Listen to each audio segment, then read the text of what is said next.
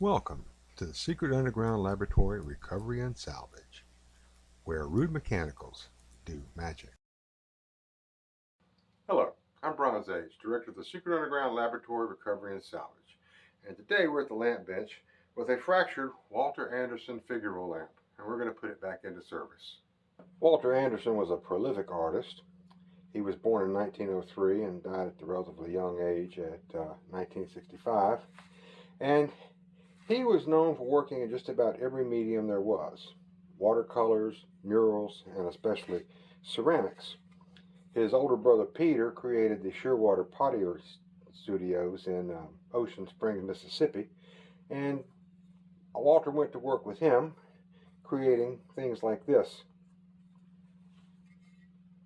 You could just barely see the Shearwater mark here, obscured by a couple of globs of glaze.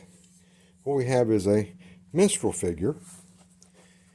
Down here we can see that he's got bare feet. You can see the toes. Maybe wearing shoes here, hard to say. He's holding a banjo and he's wearing a top hat. And the reason he's here in the lab is because he suffered multiple fractures. This is a very old repair, no telling, a long time ago. But when he came to the lab, the back half of his top hat was broken off and it was fractured into several small pieces. And repairing ceramics doesn't really make good video, but what we're going to show today is putting this lamp back together so it can once again be a Walter Anderson lamp instead of just a figurine. Now this is a short pipe lamp, which basically means is that the piece of pipe that holds everything together, it's just a short piece. It doesn't run all the way to the bottom. And the problem there is whatever nut you put here on the bottom of it, you'll never be able to touch it again once it's in place. So you've got to make sure that you stack this up so that it can all be tightened down in place without having access to the inside. The second problem is you rarely have a straight shot up the center of the figurine. I have all my various parts gathered up here, including the pipe, which I don't want this nut on the bottom to come loose. So I'm applying blue thread lock, which is a thread sealer, which will hold it in place and won't come loose as I work around on the top of this. And I'm going to go get a cup of coffee, let this sit for about 10 minutes. That stuff will set up and it'll stay there. Alright, that's nice and tight. Now ordinarily, in using steel parts against ceramic, I would want it backed by a steel washer and a rubber washer. However, in this case, a check ring was used as part of the reinforcement for the repair. So this nut is going to be going up inside there just like that.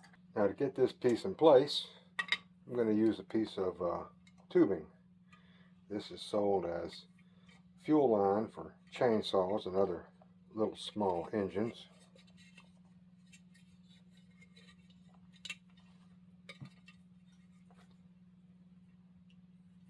I prefer surgical tubing, which is a lot stronger and more springy, but this will serve for our purpose right here. Once I've got it up there, snap a clothespin on it and pull my line out. At the top, where I am going to have metal against ceramic, I've got a heavy check ring. It's made from spun brass instead of the stamped steel like the ones you usually see, and there will be a rubber washer underneath it.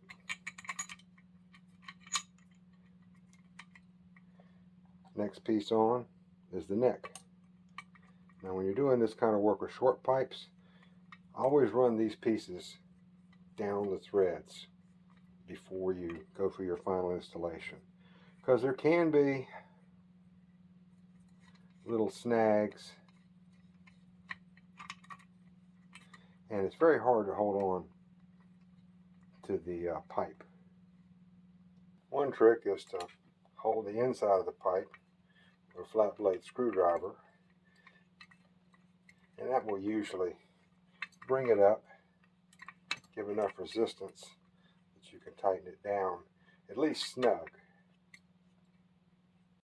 Now with the rubber washer in place, it really only needs to be hand tight or finger tight. The problem is there's no place for your fingers to grab a hold of it.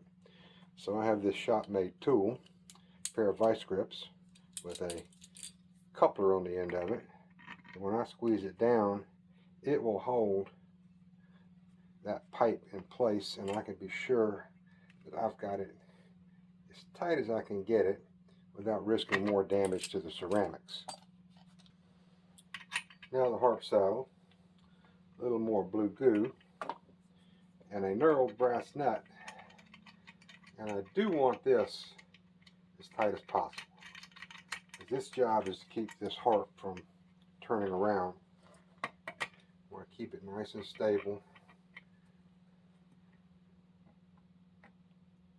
There we go.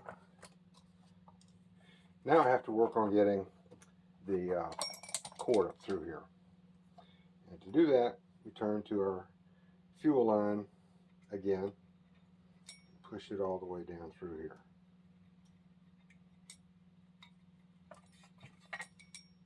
Now I'm faced with a choice. The leads on the cord are going to end up going underneath these two screw terminals.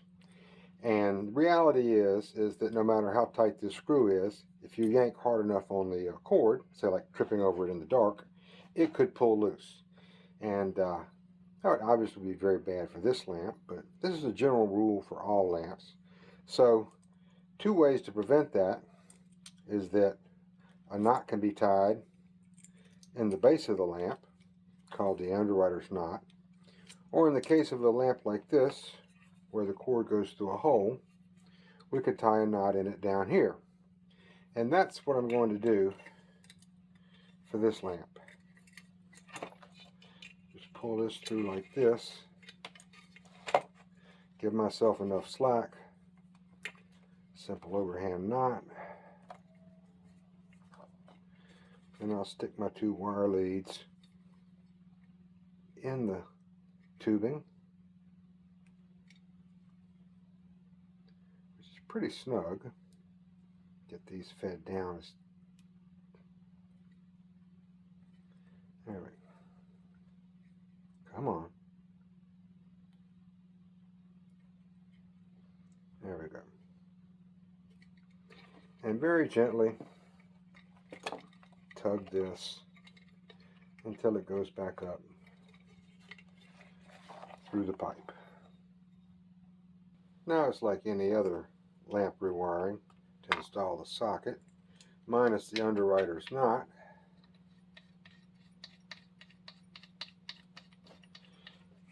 And so I have to say again, like I do every time, lamp cord sold in the United States comes with one side the insulation is smooth, one side has ridges.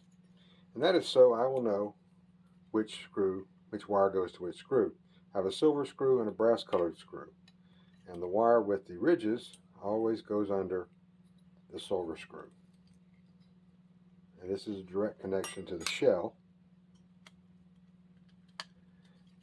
The smooth wire goes to the brass screw. It goes through the switch into the center terminal. And the idea here is that if you were to somehow come across a lamp in the dark that didn't have a bulb in it, but you didn't know that, you might reach up in there and grab it, try to turn it on, and accidentally touch the shell.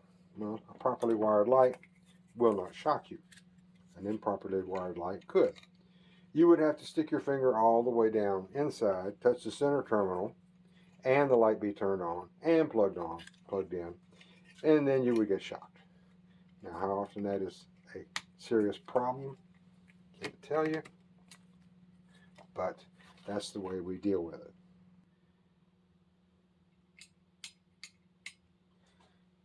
Now, somebody's probably going to ask me why so much work is being put into a damaged piece. And all I can say about that is that, well, a lamp in one piece that actually works is worth more than one that's broken and doesn't work. I have good authority that this particular lamp, similar ones, intact and never been broken, go for around $3,000 to $5,000. I can't testify if that's true or not. I don't doubt it. I've seen stranger things in the world of lamps and lighting. In any case, I think this piece had more sentimental value for the owner than anything else, and that sentimental value is something you just really can't put a price on. So, this is Bronze Age for the Secret Underground Laboratory Recovery and Salvage, and thank you for sitting through this video with me. Appreciate it if you would hit the thumbs up button. Subscribe if you haven't already, and any questions, comments, I respond to all, and I appreciate them all. I also appreciate you watching the video. So, thank you again.